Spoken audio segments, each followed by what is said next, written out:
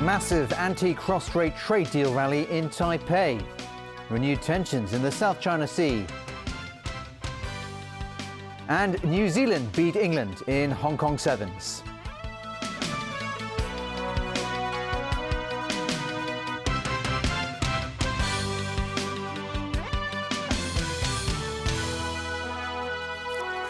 Hello and a very good evening. Search teams are back out in the Indian Ocean again, trying to find some trace of missing Malaysia Airlines flight MH370. Meanwhile, Chinese relatives of the missing passengers have arrived in Malaysia, demanding more answers from the Malaysian government. James Aiken reports. The race is on once again to find some clue about the missing plane's location. 10 ships and as many aircraft are searching the waters off the west coast of Australia, where it is presumed the airliner went down. Navy vessels have picked up objects sighted by aircraft over the past 2 days, but so far nothing has been linked to the missing Boeing 777. We found lots of small things which are reasonably typical flotsam that you might see in any ocean. We had 3 larger objects that we're hopeful about. We've gathered as much information as we could about those, and we'll send that back. The jet went missing more than 3 weeks ago, and time is running out for the batteries on its black box recorders, which may hold clues about one of aviation's biggest mysteries. An Australian Navy ship has been fitted with a sophisticated black box locator and an underwater drone. Once we do get a detection with the tow pinger locator, we would then deploy the Artemis. It's basically a robot that can be programmed to go take a sonar mapping of the debris field so that we can properly identify where all the debris is.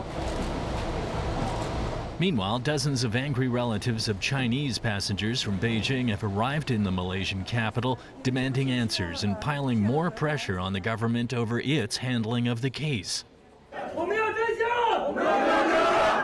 They want the Malaysian government to apologize for what they see as a mishandled investigation. They're also demanding an apology for the Prime Minister's earlier statement that indicated the plane had crashed with no survivors. That announcement raised lingering questions because there was no physical evidence.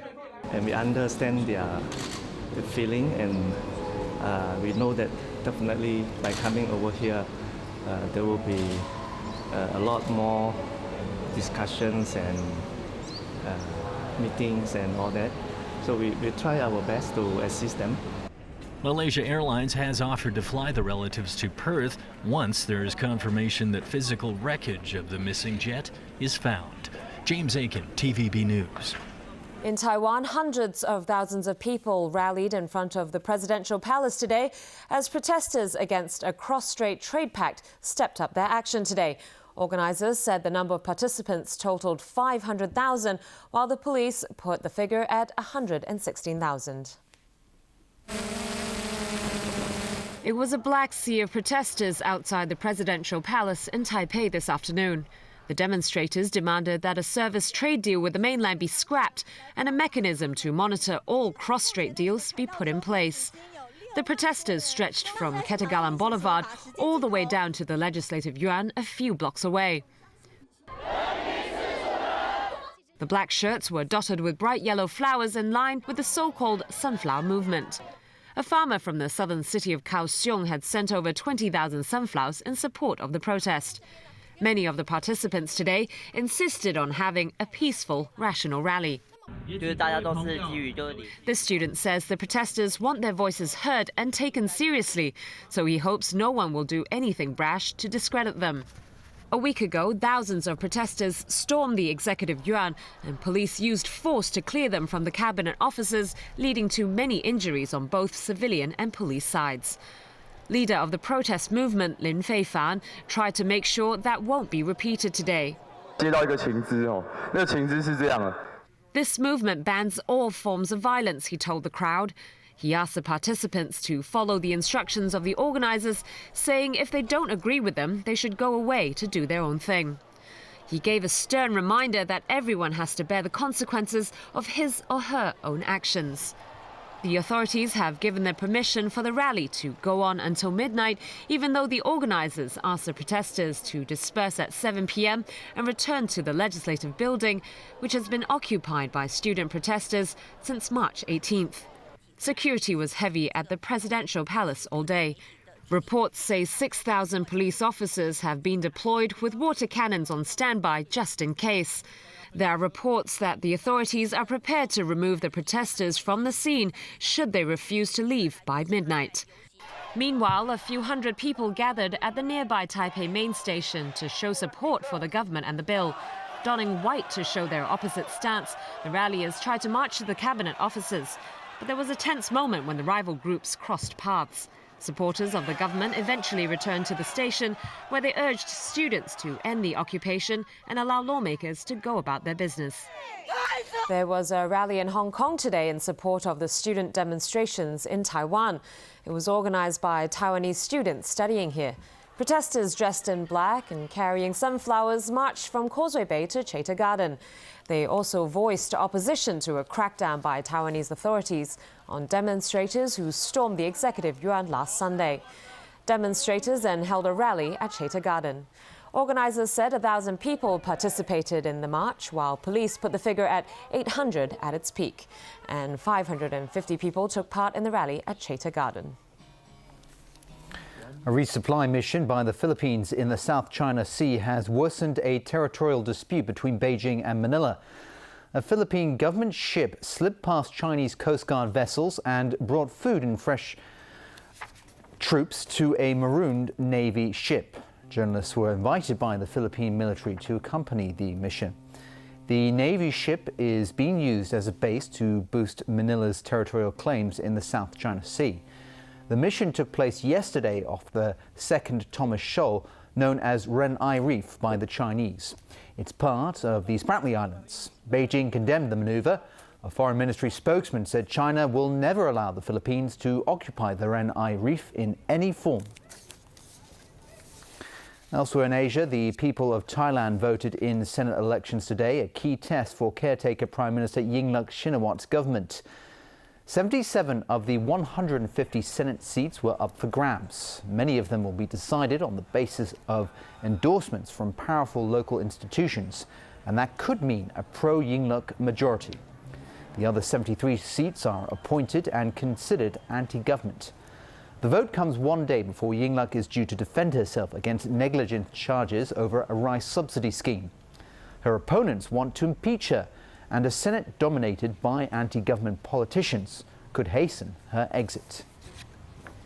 President Xi Jinping has arrived in Belgium's capital, Brussels, on the latest leg of his European trip. It's the first ever official visit made by a Chinese head of state to the country in 27 years. Xi is scheduled to meet Belgian King Philippe and government leaders. Earlier, while he was in Germany, the president welcomed a freight train arriving in the city of Duisburg. It had left Chongqing in western China more than 2 weeks ago. Xi said the Chongqing-Xinjiang-Europe International Railway should strengthen Sino-German cooperation in building the so-called Silk Road economic belt. And in Berlin, Xi and First Lady Peng Liyuan watched a football match between Chinese kids and their German peers. The president encouraged more young Chinese to play the sport. Well, U.S. Secretary of State John Kerry and his Russian counterpart are due to hold talks in Paris later today on the Ukrainian situation. The United States wants Russia to withdraw its troops along the border with Ukraine before working out a diplomatic solution agreeable to all sides.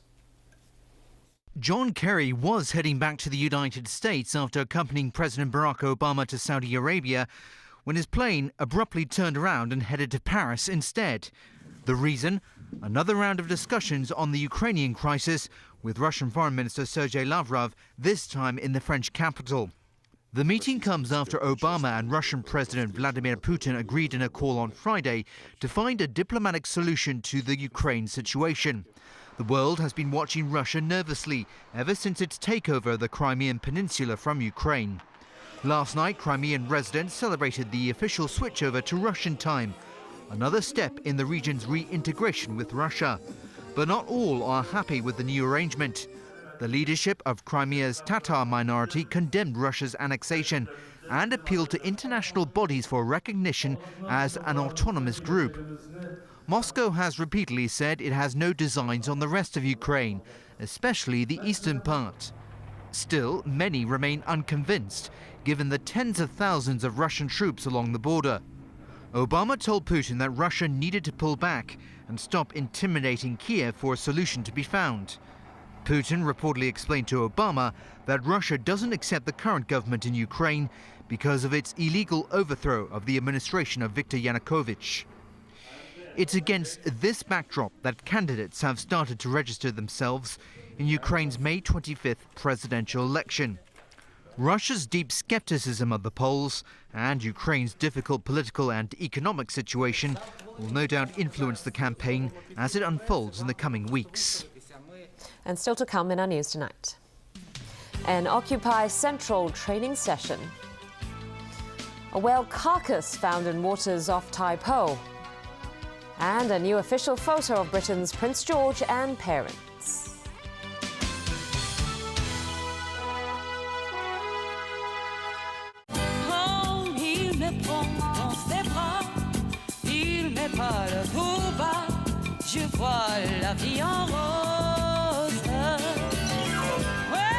Miss Dior by Christian Dior. How long will I love you? 浪漫精選 Now That's What I Call Love 52首跨越時空流行情歌 When you kiss me on that street, I kissed you back. You're still the one I run to. This time I know I didn't know what I had. 牽動春日浪漫情懷3 CD 現已推出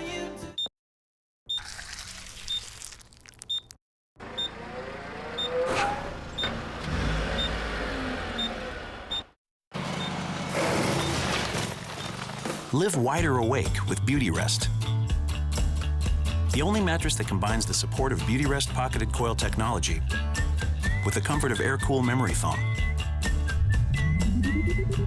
Beauty Rest. It's you, fully charged.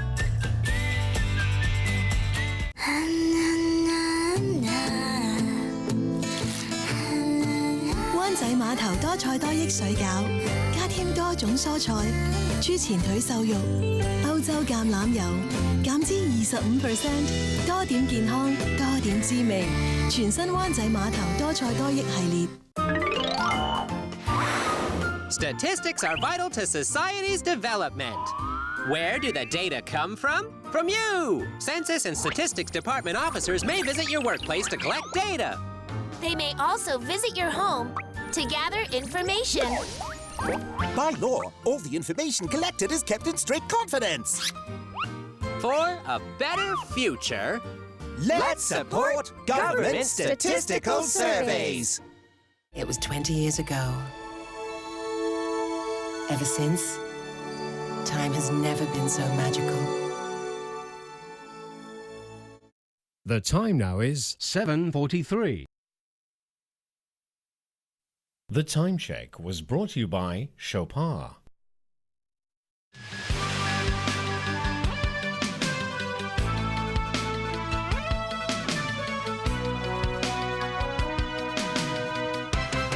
I'm back tonight with more local news. Occupy Central held its first non-violence training session today. The group conducted drills explaining how protesters should react in different scenarios while trying to stay non-violent. Rani Samtani takes a look.